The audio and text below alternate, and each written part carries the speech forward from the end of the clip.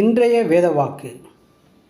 கிறிஸ்துவுக்குள் பிரியமானவர்களே, உங்கள் யாவருக்கும் ஆண்டவரும் இரட்சகரும் ஆகிய இயேசு கிறிஸ்து நாமத்தினால் என்னுடைய வாழ்த்துக்களை தெரிவித்துக் கொள்கிறேன். இன்றைய நாளை நாம் தியானம் செய்ய இருக்கிறதான தலைப்பு, நாம் சிந்தித்து கொண்டிருக்கிறவைகள்.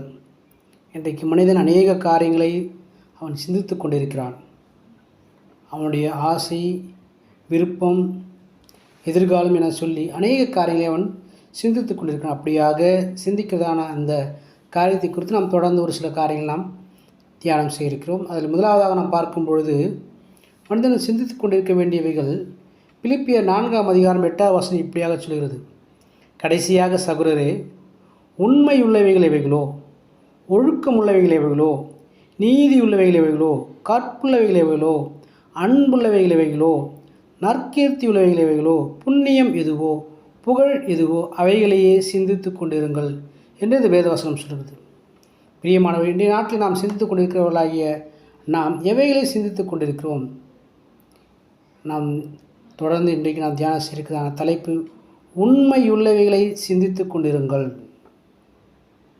உண்மையுள்ளவைகள் எவைகள்? உண்மையுள்ளவைகள் எதெல்லாம் உண்மையானது, எது பொய்யானது இதை நாம் அறிந்து அவைகள் நாம் சிந்திக்க வேண்டியவர்களாக இருக்கிறோம். உபாகமம் 16:10 கூட இப்படியாக சொல்லப்பட்டிருக்கிறது. நாம் எவைகளை சிந்தித்து கொண்டிருக்கிறோம்? கிறிஸ்துவுக்குள் பிரியமானவர்களே, நாம் அநேக காரியங்களை சிந்திக்க கூடியவர்கள்.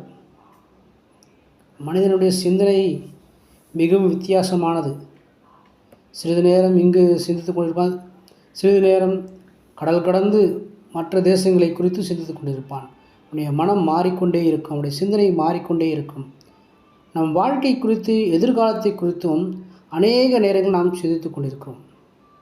நம்முடைய வாழ்க்கை எப்படிப்பட்டது, நாம் எதை நோக்கி வாழ்ந்து கொண்டிருக்கிறோம், நம்முடைய வாழ்க்கையில் என்னெல்லாம் எதிர்பார்த்து கொண்டிருக்கிறோம், எப்படியாக நாம் வாழ வேண்டும், நம்முடைய வாழ்க்கையில் நம்முடைய விருப்பங்களை குறித்தும், கணவன், மனைவி, பிள்ளைகள் என அநேக காரியங்களை குறித்து தனித்தனியே அவர்கள் சிந்தித்து கொண்டிருக்கிறார்கள். நாம் எவைகளை சிந்திக்கிறோம்? பிள்ளைகள் படிப்பை குறித்தும், பெற்றோர் வேலை, பணம் சம்பாதிப்பது, வீடு வாங்குவது, வீடு கட்டுவது, அந்த காரியங்களை குறித்தும், வாகனம், கார் வாங்குவது, இன்ப சுற்றுலா, உல்லாசமாக டூர் போவது என அநேக காரியங்களை குடும்பத்தில் பெரியவர்களும் சிறியவர்களும் சிந்தித்து கொண்டிருக்கிறார்கள். அப்படிப்பட்டான சிந்தனைகளெல்லாம் உண்மையுள்ளவைகளா? உண்மையுள்ளவைகள் எவைகள் என்று பார்க்கும் பொழுது, உண்மையுள்ளவைகள் தேவனுடைய அரசாட்சி.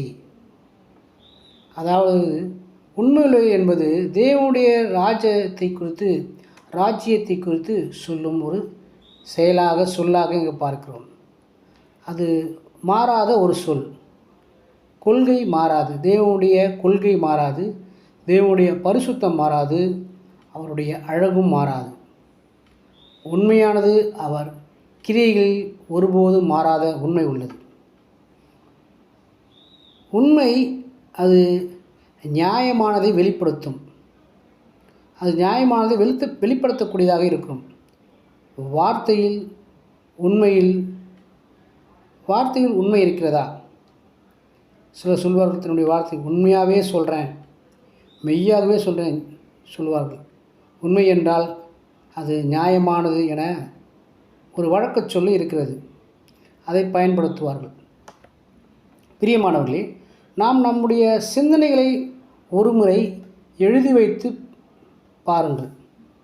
சில நாட்கள் அல்லது வருடங்கள் கழித்து அதை நாம் வாசித்து பார்த்தால் நமக்கே ஆச்சரியமாக உண்டாகும், மகிழ்ச்சி உண்டாகும்.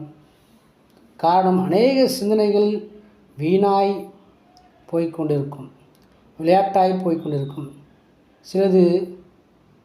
சிறிது காலத்தில் நடந்தது போல் இருக்கும். நாம் சிந்திக்கின்ற காரியங்கள் செயல்படுகிறதா? செயல்படுத்த திட்டம் ஏதாவது, தீர்மானம் ஏதாவது செயல்படுத்தியிருக்கிறோமா? எல்லாம் தோல்வியாகவே முடிந்துள்ளதா?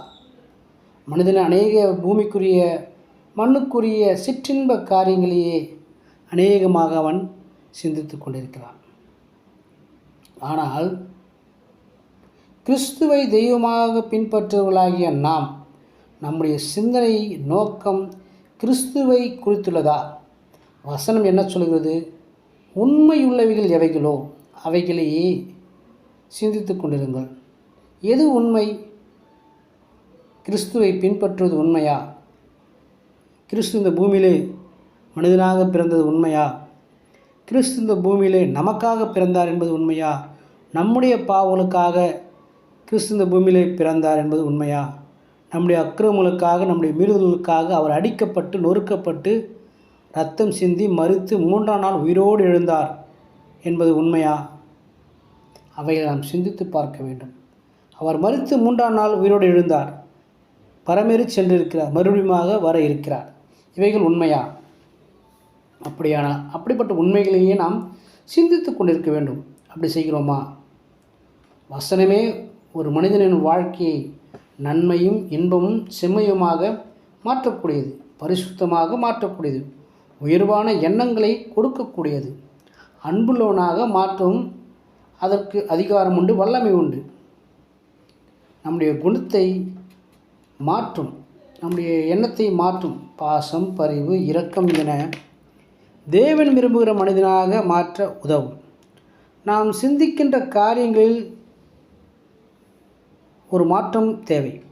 நாம் எப்படிப்பட்ட காரியங்களை சிந்திக்கிறோம்? எவைகளை நாம் நிதானிக்கின்றோம்? நாம் சிந்திக்கின்ற காரியங்கள் கிறிஸ்துவுக்குரியதா, இந்த உலகத்துக்குரியதா, அல்லது விண்ணுலகத்துக்குரியதா, பரலோகத்துக்குரிய காரியங்களை நாம் சிந்திக்கிறோமா? அழிந்து போகக்கூடிய காரியங்களை சிந்திக்கிறோமா? அழியாமல் நித்திய ஜீவனை பற்றி கொள்ளக்கூடியதான உயர்வான எண்ணங்களை நாம் சிந்திக்கிறோமா? மகிழ்ச்சியான காரியங்களை சிந்திக்கிறோமா? விசுவாசத்தை சிந்திக்கிறோமா? வசனத்தை சிந்திக்கிறோமா? உண்மையை சிந்திக்கிறோமா என்று நான் இன்றிலிருந்து ஒரு தீர்மானம் எடுக்க வேண்டியவர்களாக நாம் காணப்படுகிறோம். அவையிலேயே உண்மையான வேத வசனத்தை வாசித்து நேசித்து சிந்திப்போம். வீண் காரியங்களை விட்டுவிடுவோம்.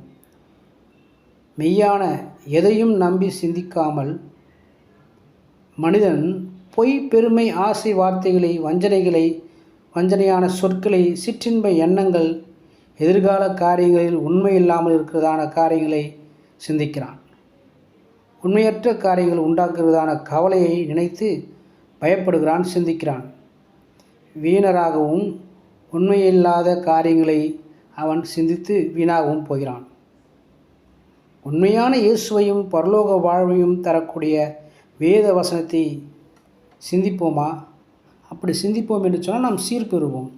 நம்முடைய வாழ்க்கையிலே நாம் சிந்திக்க மிகவும் தகுதியான வேத வசனம் நம்முடைய வாழ்க்கையில் உள்ளதை செய்ய என்னவென்று சொன்னால் நாமே வேத வசனமே. தொடர்ந்து வசனங்களுக்கு நாம் விழுந்து போகும். 16 சொன்னதுபடி நீதியை பின்பற்றுவோம். உண்மையான காரியங்களையே சிந்திப்போம். நீதியான காரியங்களே, உத்தமமான காரியங்களே நாம் சிந்திப்போம். சிந்திக்கத்தக்கதாக தேவன் நமக்கு பலன் தருகிறபடினாலே அந்த பலனிலே நாம் தொடர்ந்து செயல்படுவோம். வசனமே உண்மையுள்ளது. அந்த உண்மையான வசனத்தையே நாம் ஒவ்வொரு நாளும் வாழ்க்கையை சிந்தித்து கொண்டிருப்போம். கர்த்தர் நம்மோடு கொண்டு நம்முடைய எல்லா விதமான சிந்தனைகளிலும் தேவனுடைய நாம் மையப்படும்படிக்காக கிரியை செய்வராக. ஆமேன். God bless you.